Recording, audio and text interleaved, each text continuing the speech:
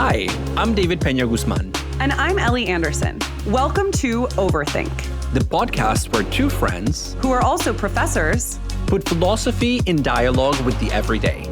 Because big ideas are within everyone's reach.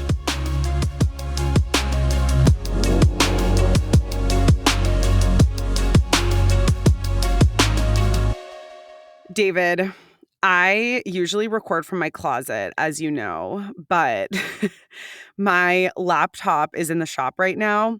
And so I'm using my big Pomona desktop computer in my living room. But the one time I recorded in my living room, there was too much echo. So I am currently coming at you from a full-on fort in my living room, which feels perfect for an episode that has to do with psychoanalysis because it basically feels like a womb.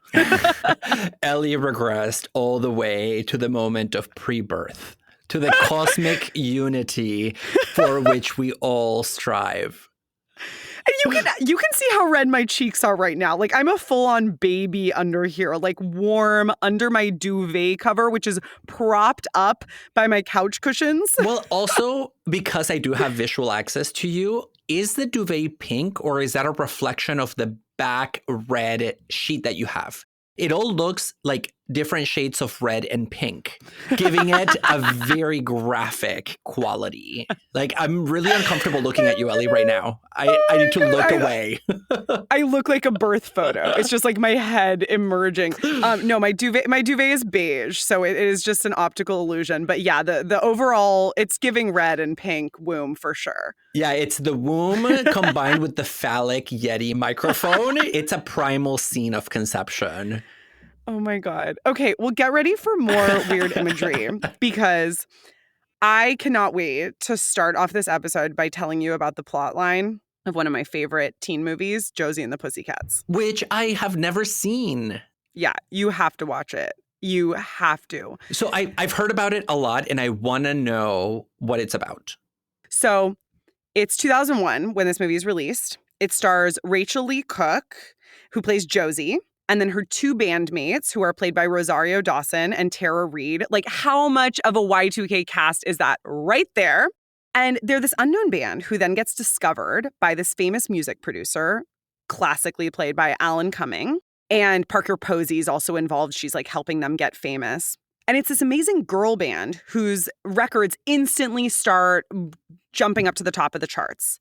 And they realize that the reason is that actually the music producers are putting subliminal messages in their pop songs and that are making them get famous and that are also making the people who listen go out and buy things. So there will be like a subliminal message saying, buy Coca-Cola, you will love it. It is so tasty. It's better than Pepsi. And there's a secret track that is subliminally underneath the main track of their music. Wait, so in the movie, they actually make reference to that Coca-Cola example? I think so. There's all of these actual brand placements in the film, which is part of what makes it so fun. It's totally campy. But then part of the main plotline involves Rachel Lee Cook, Josie of Josie and the Pussycats, receiving subliminal messages through her own music that she should start a solo career and leave behind her bandmates, Tara Reid and Rosario Dawson. No, it's like Destiny's Child all over again, with one breaking away from the herd. Yeah, except that in this case, Tara Reid and Rosario Dawson are the subject of an attempted murder by a fake Carson Daly, which I don't know if our listeners remember Carson Daly, but he was the host of that MTV show. What was it? Like the one where they show the music videos? I don't know. This is before my time. Oh, TRL. I was going to say TLC, but that's something different. I've received too many subliminal messages about TLC's home shows. TMI all over the place. So why talk about Josie and the Pussycats in an episode where we're going to be talking a lot about philosophy, especially that of Freud and Jean-Paul Sartre? I would love to hear what they would think about this film, Josie and the Pussycats. I do know that Jacques Derrida had a favorite Spice Girl. I think it was Baby Spice. Really? But in any case, yeah. Well, I mean, I have a question about Josie and the Pussycat Dolls, though, because what kind of music? Josie and the Pussycats, not Dolls. Oh, God. Pussycat Dolls is a different... Pussycat Dolls is a different band. What kind of music did they play? Was it like rock? Yeah, I was calling it pop a moment ago, but then it it occurred to me that in the movie, they actually insist on calling it rock and roll. So let's play a little bit for our listeners. Oh, and then I'll give you a brief clip of the subliminal messages that are playing behind them. Yes. You could have your own primetime TV series. We could call it Josie and run it right after Will and Grace. I don't hate it, actually. Kind of enjoy it. You might like the subliminal message track more, right? Which is also, we have to talk about that later because it's so funny how it's just like, you should have a solo career by yourself. Like as if the subliminal messages are coming across through language. Anyway. In about a week, you're going to be like, David, I need to break out into a solo career as a podcaster. Goodbye. The subliminal messages have come through. There are actually subliminal messages going out to our listeners right now telling them that I should be the only host of Overthink. So we're about to get a bunch of comments. Okay, I'm so sorry. I derailed you. You're trying to react to this clip. I don't hate it, but it's interesting that it's at the edge of pop and rock and roll because historically, one of the concerns that people had about rock and roll, here now I'm connecting it to Freud indirectly, is that rock and roll threatened to liberate a lot of hidden fantasies and energies in the audience. And that was the American fear around the original spread of rock and roll. So it's kind of fitting that here it's a pop rock band that is, through its music, engaging in a kind of collective mental manipulation of the audience. Yeah. Interestingly, in the film, they say that the reason that so many rock and roll artists die young and in really tragic or bizarre situations is because they found out about the subliminal messages. And so the establishment had to find a way to get rid of them. And the movie actually starts with this like hot boy band called Du Jour. So great. Who dies tragically in a plane crash, or so you think. I won't give away spoilers, because they discover the subliminal messages. Oh my gosh. So, but if you discover the subliminal messages, then are they subliminal any longer? Well, they don't discover them by listening. They discover them because they like discover the secret track behind it. That's what happens with Josie. I see. Like you wouldn't notice the subliminal messages just by listening in a normal state. Like you'd have to find out about this secret conspiracy. Indirectly, not through the actual product. And the reason I say that is because, the movie The Exorcist, when it was released, it was also accused of engaging in mind controlled through subliminal messages, through its imagery and all of that. And it's highly symbolic in its content, of course, since it's about the devil. But the director responded to the criticisms by saying, if you spotted the messages, that means that they're not subliminal. So he didn't even deny that he was trying to like kind of nudge people to feel and think in certain ways. They were just Easter eggs. Yeah, they're just like, they don't actually rise to the level of subliminality because you can know that they're happening. Yeah, because subliminal means below the threshold. And the threshold here would be the threshold of conscious experience. And there was this whole moment, I think it was probably in the 90s especially, where people were obsessed with the idea of subliminal messaging. Yes. Especially related to capitalism, right? This idea that capitalism is feeding us fake desires through subliminal messages in the media, as opposed to just thinking that there are all kinds of other ways that capitalism manufactures desires that don't have to rely on a secret track behind the pop music you're listening to. And the clearest expression of this for me is that example of Coca-Cola sneaking buy Coca-Cola and eat popcorn message into movies. And it turns out that was largely an urban myth. It largely was an urban myth, or it was an urban myth? Because if it was only largely, then they were doing it sometimes? Well, no, the idea was that they put this into a movie and then they were able to increase sales of Coca-Cola at the convenience stand in the movie theater by like 80% or whatever. And it turns out that that part was false. But what we are learning now about the unconscious is that you can, in fact, alter people's behavior by sneaking in messages below that threshold that you're pointing to of conscious awareness, making something like the Coca-Cola experiment a very real possibility. Yeah, so let's get into it. And we are going to be talking, not entirely, but largely later in the episode about psychoanalysis, which is where this idea of the unconscious really comes from. And subliminal messages are just like one small and kind of pop phenomenon related to this. So we will get into the weeds, but I just really want to talk about Josie and the Pussycats. And Coca-Cola. Today, we're talking about the unconscious. Do mental processes that unfold below the threshold of conscious awareness attest to the existence of an unconscious? How did Sigmund Freud, who popularized the term, understand the concept of the unconscious? And why does existentialist philosophy claim that this Freudian concept is unfounded?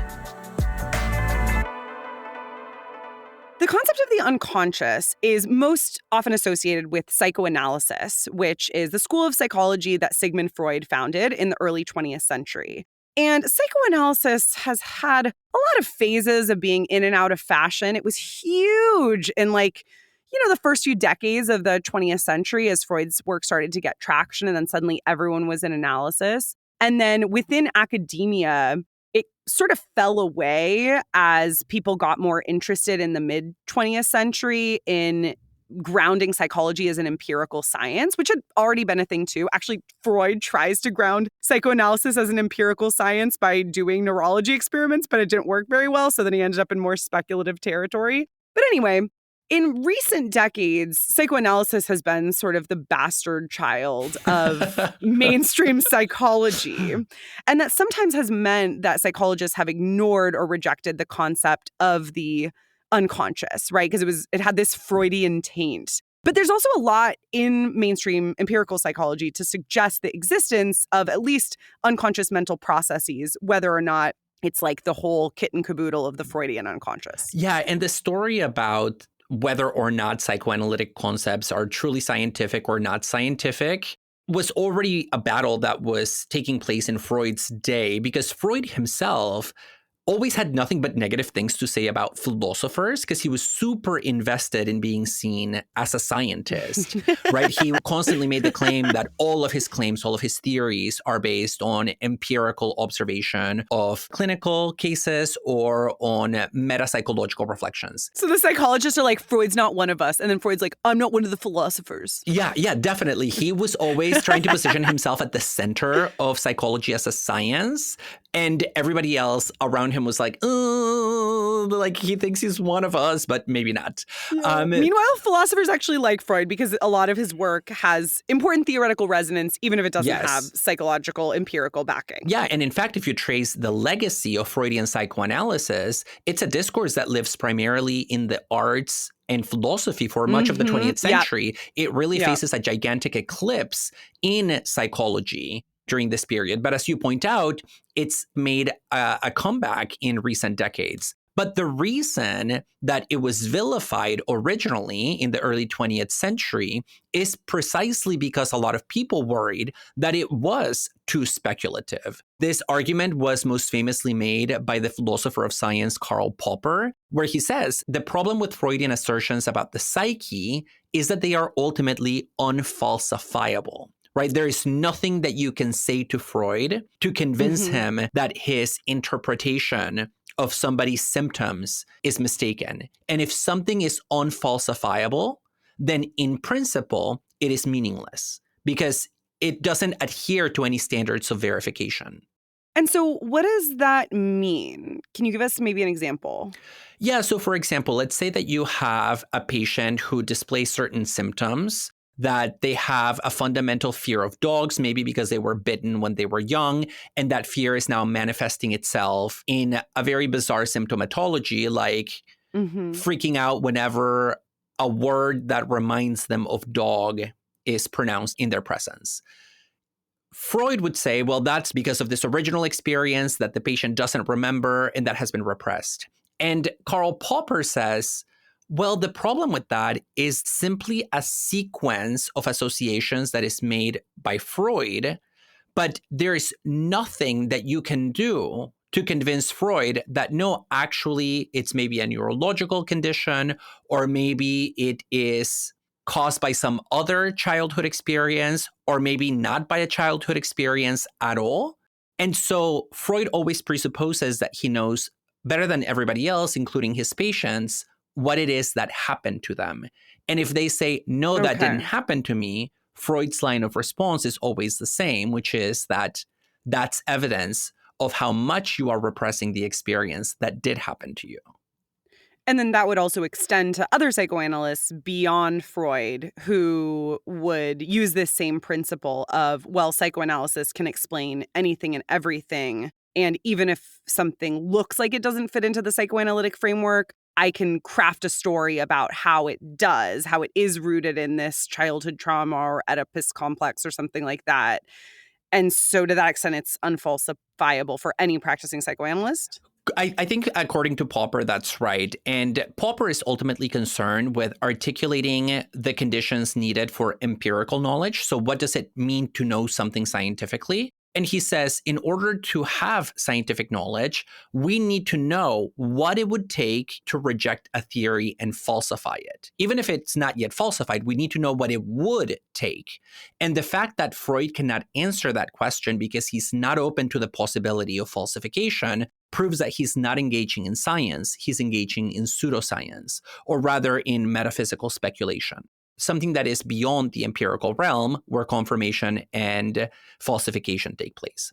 So like if he wants to stick with literary theory, then sure, you can have an unfalsifiable theory, but the problem is that scientific theories need to be falsifiable because they are empirically grounded in, say, the scientific method. That's exactly right. So it's just not abiding by the scientific method. And the truth is that Popper is not entirely wrong here because Freud often wrote with the unwavering confidence of a white European man. Okay, so did Popper, though. Good point. But nevertheless, the point here is that his concept of the unconscious, in particular, has itself sort of come back from the dead into the scientific mainstream in the 1980s, 90s, and now the 2000s. Because research in fields like cognitive psychology, behavioral economics is now showing that, guess what? Maybe Freud wasn't entirely wrong when he made the claim that a lot of mental and emotional processing goes on in the mind, unbeknownst to us, and that processing can actually influence our thoughts and our behavior. Okay, so the scientists have started to come around. Yeah. Tell us what's happening next. The return of the repressed here being Freud himself. A good example of research that is changing people's minds about the scientific relevance of the concept of the unconscious is research on what is known as semantic priming. In the late 1990s, the French neuroscientist Stanislas Dehaene carried out a bunch of experiments in which he asked people to do a really simple task. He would show them a number on a card from 0 to 9, and then they would have to press a button if the number that they were shown was smaller than 5, and another button if it was larger than 5. So is it larger or smaller? That was the question. Then before the subjects saw the number, Dehaene would sneak in another number subliminally by flashing a card super fast that the subject's brain would sort of pick up, but without the subjects being aware that their brain had picked it up. And what Dehaene found is that when he presented a number subliminally that was incongruent with the number that the research subjects were shown consciously, it would actually throw off the research subjects in terms of which button to press. So if they were shown consciously number 8, but unconsciously they were subliminally presented the number 2, they would actually waver. They were not sure whether to press bigger or smaller, even though they reported having only seen the number 8. And just to clarify, the difference between seeing it consciously and seeing it unconsciously is only based on the amount of time that it was shown to them? That is one way in which psychologists mask stimuli. It is by presenting information under 40 milliseconds, which is the threshold of conscious awareness in most adult subjects. But there are other ways of masking phenomena. In this particular case, it was a case of masking by presenting things under 40 seconds. Milliseconds. Under 40 seconds. No idea what happened there. I need a full 39.5 seconds in order for something to say subliminal, but once it hits 40 seconds. Then you're good. By presenting stuff under 40 milliseconds. Which is interesting because that's different from the Josie and the Pussycats narrative, where there's like this secret track underneath the main track, which is part of why I think that movie is so ridiculous, because the notion that like you'd have just this real time, like, oh, you could be as big as Will and Grace if you were to do a solo career and leave your Pussycat friends under the main track is weird. It just doesn't really make a lot of sense to me. But this notion of under 40 milliseconds, that's the magic time, I guess. Just as a quick flash. Well, I don't know. It kind of does make sense, though, because there's also the cocktail party effect. Imagine that you're at a cocktail party. There's a lot of people talking. There's a lot of noise. Everybody's having conversations. And yet you can try to focus on a conversation that is happening across the room, right? Maybe you're trying to eavesdrop on a conversation that your boss is having with another person, or you're just interested in what's happening over there. What happens in those cases is that we can devote all of our attentional resources to isolating that conversation and pushing everything else into the background. Mm-hmm. Yet, even though we push all the other stimuli into the background, which is happening live, like you said, kind of like that musical track underneath the song of Josie and the Pussycats, even though we push it in the background, our brain continues to track it and to interpret it. And that's unconsciously, without us realizing. And that's why when I'm trying to focus on a conversation happening across the room, and suddenly somebody in the opposite side of the room says my name, even though I've already pushed all of that into the background, I suddenly turn, not because I heard it because it was louder than everything else, but because my mind is constantly scanning everything that is happening live in the background in order to isolate what is significant. And so people interpret that recognition of the name as an instance of unconscious mental processing that I am not aware of while it's happening because I'm focusing on the other conversation. But again, that nonetheless moves into pretty high decision-making areas of the brain. And that makes a lot of sense when you think about the fact that humans need to survive. Even though we're bad at multitasking, if we had perfect tunnel vision focus on a single thing at a time, and weren't on some level aware of what was going on behind us, we would not be likely to stay alive for very long. And so it doesn't have to be this scary subliminal messages narrative of the unconscious. But I think what you're describing, David, is a pretty clear attestation of at least mental processes that are happening outside of our conscious awareness. Well, and another example of this kind of processing information in the background that is live is The Lion King, the Disney movie. There was that controversy about them spelling the word sex in the sky. Yeah, okay, but that is a nefarious subliminal message. At least according to purity culture. Well, yes, I read that it was reported to some Catholic organization who then made a big fuss about it, which led to people talking about it. Yeah, but like then secretly it was a Catholic priest who had put it in there to begin with. Really? I did not know that.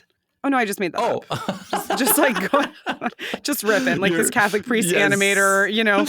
Well, no, actually, the animator, one of the animators for the film years later, came out and said, oh, yes, we did sneak in a hidden message. So they recognized it, but then they cleaned it up by saying it was not supposed to be SEX. It was supposed to be SFX. For special effects. It was supposed to be sort of like an insider joke between the animators about their ability to create special effects. Wait, that is fascinating because I could kind of see that being real, but then I could that actually makes more sense than that Disney would sneak in a message that said SEX because of a Catholic priest animator. Yes, your blatant lie that I almost bought. I know, but I also think that that's a really easy cover-up, right? Yes. Well, maybe it was just that they wanted the parents watching Disney movies to get a little more action than they were in their child's youth. Yeah, because Disney thrives when there are more children in the world because that's their customer base. And, you know, when thinking about the concept of the unconscious as it appears in contemporary neuroscience and psychology, one of the really fascinating things for me is that it's not simply the case that we are registering things like words, images, isolated numbers, but that we're actually performing quite complex mental operations unconsciously. And that includes things like mathematical calculations. Okay, maybe you. I don't know that I'm doing that. Well, no, definitely not me, because I'm very bad at math. I don't know if you know that about me. But one of the most famous mathematicians of our time, a French guy by the name of Henri Poincaré, he talks about discovering solutions to math problems from 1 second to the next, sort of having that aha moment of mathematical discovery.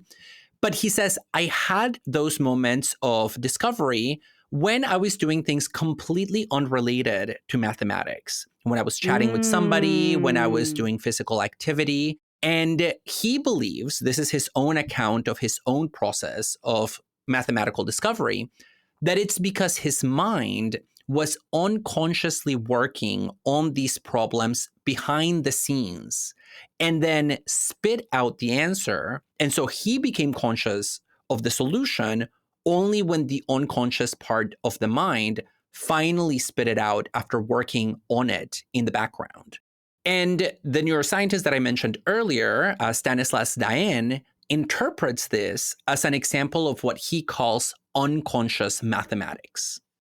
I don't know about unconscious mathematics for me, but I do totally resonate with that idea of having insights at unexpected moments. It's what people call shower thoughts, right? Shower thoughts? I've never heard that. Yeah. Huh. Well, when you're in the shower, you might have a breakthrough. And I think, honestly, I think this is especially salient for young people because when you and I were younger, we had a lot more moments where we weren't occupied by our phone or something like that. We couldn't go on walks. Maybe we had like an iPod going on walks, but we weren't listening to a podcast going on walks, et cetera. So I think there used to be more opportunities for sort of random interstitial moments that now just happen in the shower.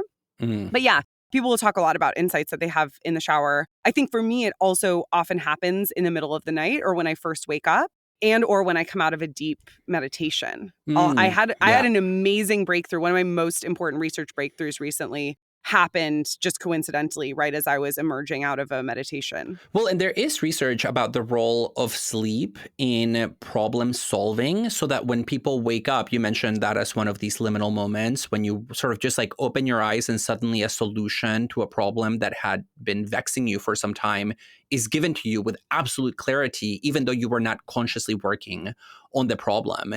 And because I am interested in the history of mathematics and the philosophy of mathematics, in spite of being terrible at mathematics, which is why I will never succeed in that field. The French mathematician Jacques Hadamard wrote a book in 1945 called An Essay on the Psychology of Invention in the Mathematical Field, where he talks about the fact that discovery for mathematicians happens in 3 stages. First, there is a stage of initiation when a mathematician begins to study a problem, think about it, try to figure it out. Then there is a stage of incubation when the problem just sits there in the background of the mind while the mathematician goes on with their life, the period of not figuring it out. Finally, there is a stage of what Hadamard calls illumination, that eureka moment when the solution is generated. And that second stage of incubation has been interpreted by people as analogous to, again, what you are calling an interstitial moment, analogous to sleep, analogous to meditation, when a problem just sits there in the mind and the mind works on it without you being aware of its operations. All right, well, let's let that incubate and get into Freud.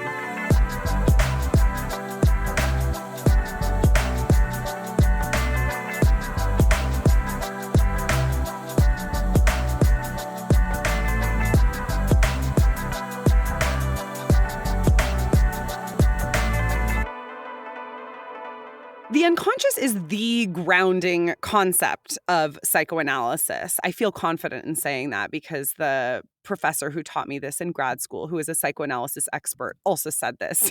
Shout out to Claire Nouvet. Hope we don't bastardize Freud here because we are not... We're like, we know psychoanalysis-ish, but we're not super experts in it. And it is such a complicated and daunting body of work that you and I, David, have decided to just focus on one text, which is Freud's 1915 essay, The Unconscious. And part of the reason for this is because Freud goes through a variety of different interpretations of the unconscious over the course of his career. And so we just don't have the space to do justice to the way that his views change over time. So we don't talk that much about psychoanalysis. We're going to do it today. Yeah, we're just going to talk about the 1915 essay, which, by the way, is longer than I remembered it being. I know, me too. A lot of Freud's papers on metapsychology, where he reflects on the terms that he uses for thinking about the psyche, are like 4, 5, 6 pages. And this one is like a 40-page beast. Yeah. But I think it makes sense to start thinking about this essay literally from its own beginning, because Freud opens by asking a really simple but I think important question, which is, what evidence is there for the existence of the unconscious? Why should you believe me when I say that there is this hidden compartment of the psyche at all? Yeah. And so he says that even before psychoanalysis, hypnosis and post-hypnotic suggestion lead to the conclusion that there must be an unconscious. So right near the end of the 19th century, everybody's obsessed with hypnosis. It's part of this like weird moment in history where people are doing seances and hypnotizing each other. And so he says that kind of phenomenon reveals that even after you emerge out of a state of hypnosis, just as one example, you are still acting in such a way that you have been primed to act in by your hypnotic state or by the person who hypnotized you. Yeah, what's a term for your hypnotizer? Your hypnotist. Your hypnotist, yes, hypnotist. And Freud himself was a hypnotist early in his life. And then wait, what? I don't think I knew that. Yeah, he used hypnosis on his patients and later very famously disavowed it as a method because he thought that it was unreliable because you have too much control as a hypnotist over the behavior of your patients. So you can ultimately get your hypnotisee, your hypnotized patient, to do whatever it is that you want them to do. So they are too pliable and too easily controllable. But we don't have to just rely on hypnosis in order to think about the unconscious. And Freud says that there are other, more fundamental psychological phenomena that point to the existence of the unconscious. And the most obvious example for him is, of course, psychopathology. When people fall victims to different kinds of neuroses, you really see the unconscious acting up at the level of their symptoms. So all the symptoms of all the patients that visited Freud in his clinic, which he describes in great detail in his case histories, all those symptoms are really hard to understand, Freud says, if you don't assume the existence of an unconscious, precisely because the patients don't understand why they are doing what they're doing. So the symptomatology is an expression of these unconscious urges coming through. And in the essay, Freud then goes on to say, look, you might think that only pathological subjects have an unconscious because I've been talking primarily about psychopathology. But in fact, we all have an unconscious. The unconscious is a normal part of the human psyche. So it's not just like somebody who has a condition where they're compulsively washing their hands or they're like obsessed with their fear of spiders or something. Not to... Yeah, those are pathological examples that Freud might use, which isn't to like stigmatize people who experience those conditions, but just to give an example of this pathologization. Yeah, so he says in pathological cases, this is just his language, you see the unconscious bursting through in the symptoms. But you see that also in normal behavior of quote unquote normal people. You see it in our dreams. When our hidden desires suddenly come to the fore, you know, you have dreams about sleeping with your neighbor's significant other or with your hot boss or whatever. You know, people have all kinds of dreams. Or like your mom. I mean, I didn't know you were dreaming of having sex with my mother, Ellie. No, dude, I had a messed up dream last weekend. I dreamt that my partner killed and dismembered the comedian David Cross. Oh, wow. Oh, wow. You are ripe. You're ripe for the couch, for the psychoanalytic couch.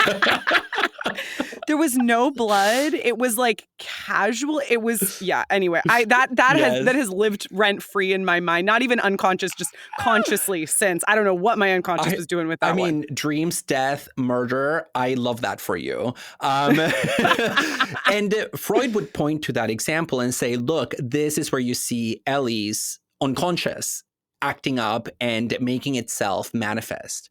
But another place where you see it, according to Freud in this essay, are in the very famous Freudian slips of the tongue, which is when you accidentally / not really accidentally give yourself away and give away what you really think or feel or believe.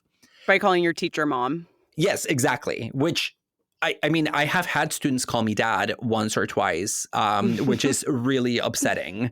Because it once happened when I was like 23, and I'm like, I'm just like 4 years older than you. This is a really obvious slip of the tongue. One time, this philosopher who specialized in psychoanalysis thought that I had a foot fetish because I accidentally said shoes when I meant something else. Yeah, this would be a slip of the tongue that would be open to interpretation. Yeah, I could not convince them otherwise. It was unfalsifiable. It was, yeah. Suddenly you're like, I'm Popper. And this is pseudoscientific mumbo jumbo. And the fascinating thing about these examples, which are dreams, slips of the tongue, and all of that, says Freud, is that there is not a trace of pathology in them. Everybody dreams. Everybody has slips of the tongue. And I believe this is why Freud's concept of the unconscious was so controversial and groundbreaking in the early 20th century, because even though initially it seems to reify the difference between the normal and the pathological, in fact, it actually blurs that difference by saying everybody has this, again, hidden compartment, if we want to use that visual image, which is the unconscious. Totally. And what this amounts to is saying that each of us has a stranger within, which I think is super interesting. You know, this idea that there is not a single self, but there are these different dimensions to our self-experience. And in that vein, one of the things I find really interesting about this text is that Freud draws an analogy between the way that we interpret other people and the way that we interpret our own unconscious. So he says that, okay, when I look at another person, I don't know exactly what they're thinking because I don't know it directly. I don't know what they're thinking or feeling directly. But I make inferences based on their behavior that give me maybe a rough outline of what their thoughts, feelings, motivations, etc. might be.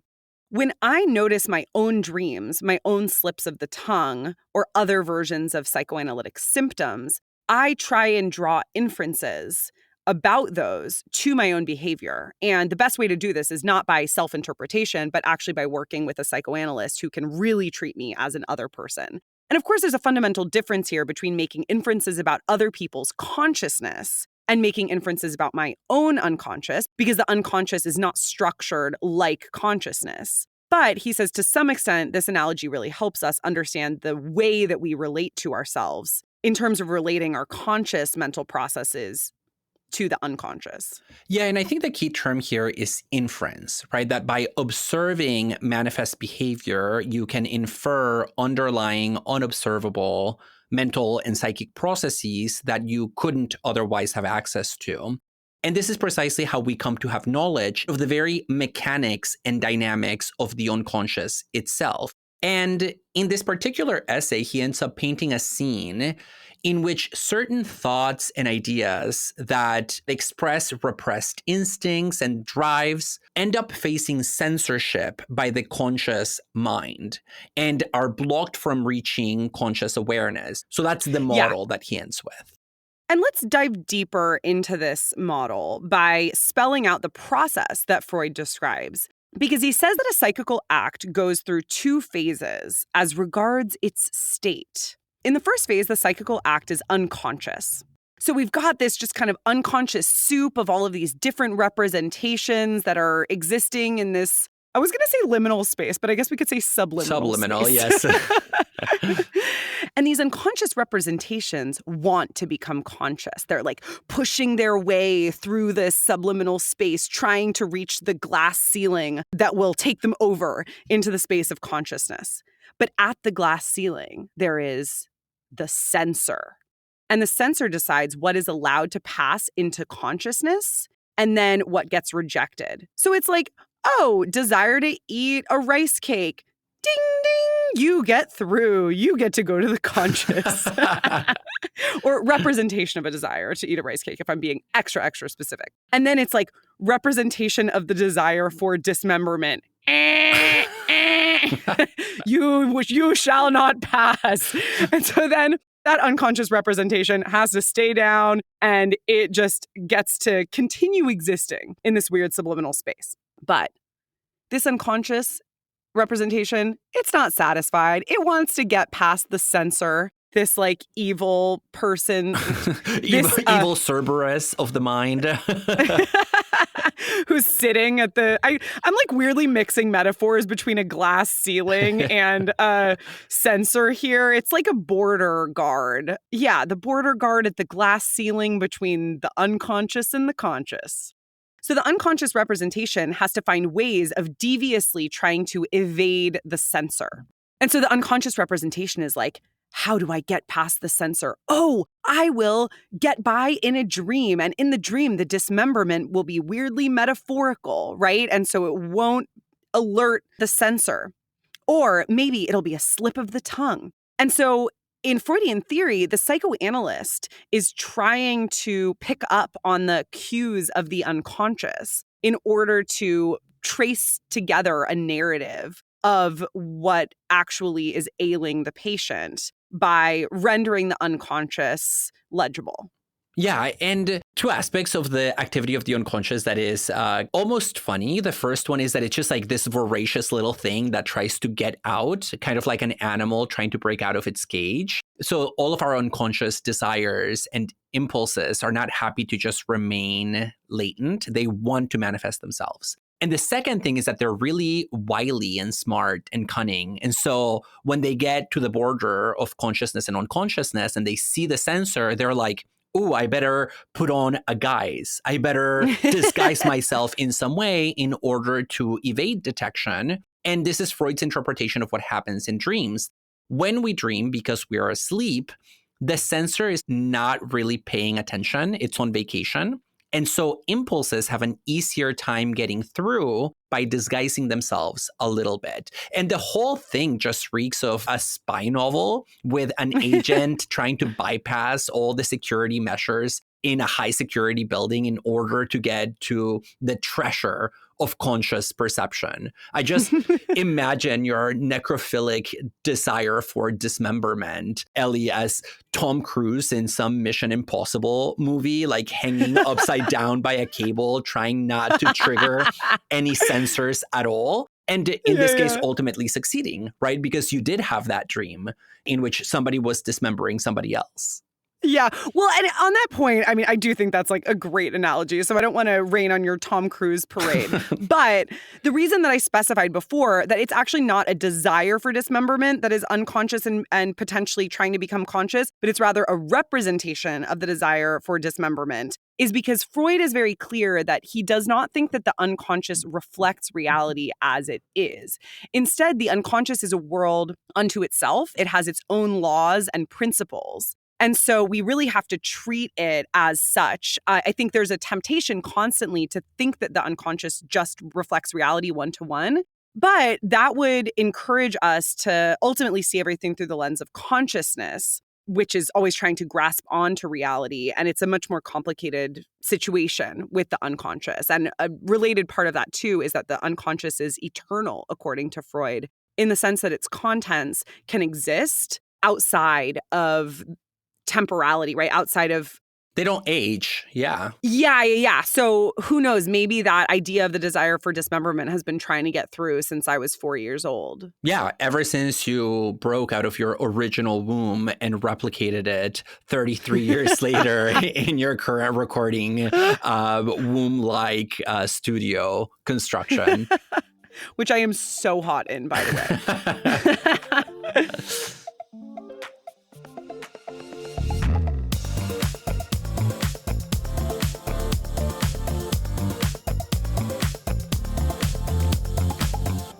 Enjoying this episode? please take a moment to rate and review us on Apple Podcasts, Spotify, or wherever you listen. You can also connect with us and other listeners on Facebook, Instagram, and Twitter.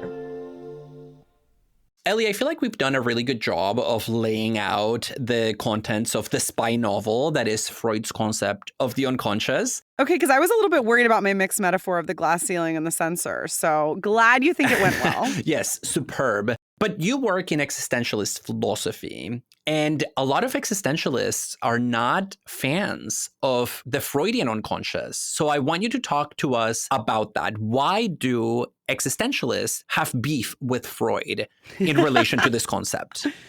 Yeah, I'll focus on Jean-Paul Sartre, who develops a critique of Freud's unconscious in Being and Nothingness, because I think it's the clearest articulation of this, although arguably he's doing a bad job of cribbing from Heidegger. Sartre says that the idea of the unconscious is very tempting because it appears to help us solve the paradox of self-deception. How can I deceive myself if I'm both the deceiver and the deceived? It seems like on the one hand, we self-deceive all the time, right? We are not honest with ourselves as people. We don't always have our own best interests at heart. We don't always know what we want. But then on the other hand, there has to be some duality between the deceiver and the deceived in order to explain self-deception. And that seems kind of weird when we think about the self, right? Because the whole point of the self is that it's supposed to be unified. And so Sartre says that Freud introduces the concept of the unconscious, and especially the concept of the censor that we talked about, in order to try and resolve this paradox. Because it seems like by granting the existence of unconscious ideas that are trying to break through into consciousness, we can make sense of self-deception.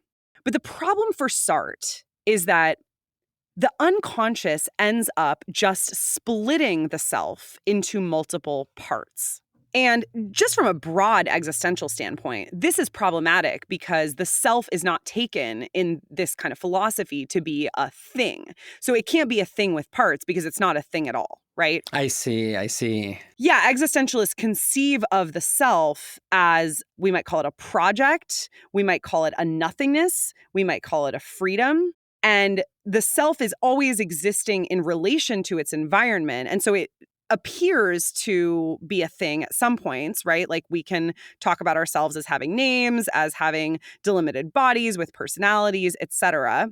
But even if we really think about ourselves as bodies from an existential perspective, the body is not a thing in space. It's rather a perspective on the world. And that perspective... A potentiality. Yeah, exactly. And so for Sartre, there has to be a kind of unity to this perspective, even if this perspective isn't ultimately a substance or a thing. Paradoxically, its unity is in the fact that it's nothing. I see. Now, let me ask you two questions about this, because I am more familiar with the Freudian theory of the unconscious than with the Sartrean critique of it. So I'm definitely stepping a little bit outside of my comfort zone. So is Sartre's concern simply about the fact that in talking about these compartments or parts or layers, that Freud is hypostatizing or reifying the self into a thing with spatial parts? Or is it that in splitting the self into all these parts, the concept of the censor in particular doesn't fit in particularly well? Because you mentioned that Sartre focuses on the concept of the censor in Freud. Yeah, so I'm going to get into the concept of the censor. I just wanted to provide a sort of background for the reason that an existentialist would take issue with this splitting of the self in general. And so, that would be this first point. So you mentioned the wonderful jargony words, hypostatize and reify, which both basically mean turning something into a thing. And yeah, that is a problem for existentialism with actually a lot of philosophies, but including this psychoanalytic view. So the concept of the censor specifically, though, to get at your second point, is where Sartre really develops the critique of Freud on Freud's own terms. So it's like, hey, even if you disagree with the existentialists that the self is not a thing or not something that we can treat as a thing, Sartre's going to give you an argument for why you shouldn't take Freud to be offering a real solution to the paradox of self-deception. And that is the role of the censor. So He says that by splitting up the conscious and the unconscious and setting up a sensor in the middle on the glass ceiling, as I talked about on the glass ceiling that takes you up. Freud ends up just placing the problem on a different level, and this resolves nothing. In order for the sensor to be able to say, ding, ding, ding, you can go ahead to certain representations, and to say, to others, you shall not pass, the censor has to know what it is repressing. And this means that ultimately the censor is playing the role of consciousness. Even more, it's playing the role of the self. For Sartre, self-deception has to be happening at the same level. It has to be a phenomenon of unity because the self is a single perspective on the world. And he says that even though Freudian psychoanalysis supposedly rejects this by doubling the self into conscious and unconscious, it ends up actually positing this single self, this unity, through the censor. So it posits a double activity at the heart of unity, and thus it's contradictory. Okay, I can see how the role of the censor is actually unstable within psychoanalysis, because it seems as if the figure of the censor has to have access both to the domain of consciousness in order to have a sense of what is allowed, and also to the domain of the unconscious in order to be able to police the movement from one domain to the other. And so it has to have a foot in both without really being entirely either. And so I can see it being sort of this floating or moving target in Freud's system that ultimately ends up taking the role of the self, as you point out. But if we become the censor on Freud's account, according to Sartre, then it seems like subjectivity is just reduced to a policing function. Is that roughly correct? He doesn't put it quite that way. He says that what happens more with the censor is that the duality between deceiver and deceived that Freud is, according to Sartre, trying to resolve or offering a tempting way to resolve is actually just happening again at the level of the censor. So there's a duality of the deceiver and the deceived that's happening at the censor because the censor is at the threshold of the conscious and the unconscious. And so there is no real possibility of self-deception at all. Or there is, but Freud is not giving an adequate account of it. Yeah, Sartre's alternative is bad faith for what it's worth, which is a way of lying to oneself that involves a unity at the heart of consciousness. That said, I don't know that I necessarily buy Sartre's critique of Freud. I do agree with existentialism that the self is not a thing like other things, although I have a complicated view on that, which someday I will write a book about, hopefully within the next 5 years. But I think a Freudian might say, well, no, the conscious and the unconscious are not things for Freud. They have fundamentally different structures from this, especially the unconscious, because recall that Freud says that the unconscious is not structured like consciousness. That's the limit of the analogy to the consciousness of other people. And Jacques Derrida picks up on this, and he says that even though there are moments in Freud where it really seems like he's treating the unconscious as some sort of thing, and that for Derrida is also very problematic, even though he's not an existentialist. He says that the real insight in the Freudian concept of the unconscious is the temporal component that we talked about earlier, this idea that the unconscious is this sort of repository, to put it very metaphorically, because that makes it seem like a thing, and that's what we're trying not to do, where symptoms can emerge after a period of delay, what Freud calls Nachträglichkeit. For Derrida, the unconscious has a trace-like structure. And so with the focus on temporality, it seems like one possible implication is that when we talk about the unconscious, because it's something that's been buried below the threshold of conscious awareness, that has lingered in a latent form and later gets expressed, when we finally experience it, the temporality is somewhat bizarre because we experience in the here and now something that has actually been there all along. And so it seems to complicate any simple distinction or dichotomy between the present and the past, because it means that the present is always experienced with a trace of the past. And I think you see this very clearly in Freud's patients who, through their symptoms, which emerge arguably from a childhood experience, they're always experiencing the present as a restaging or reenactment of the past. And that's simply what the present is for them. Mm-hmm. Is this the point, that that a trace of the past is always there in the present? Is that Derrida's point about the trace-like structure? Oh, yeah, that traces of the past. But also that when we think about those traces of the past, we can't think about them as at one point present, right? Because if they were at one point present, at least to consciousness, then we'd be thinking about the unconscious back in terms of the conscious, and we'd probably be turning it into some repository or thing, which it's not, even though it's really hard not to talk about it that way.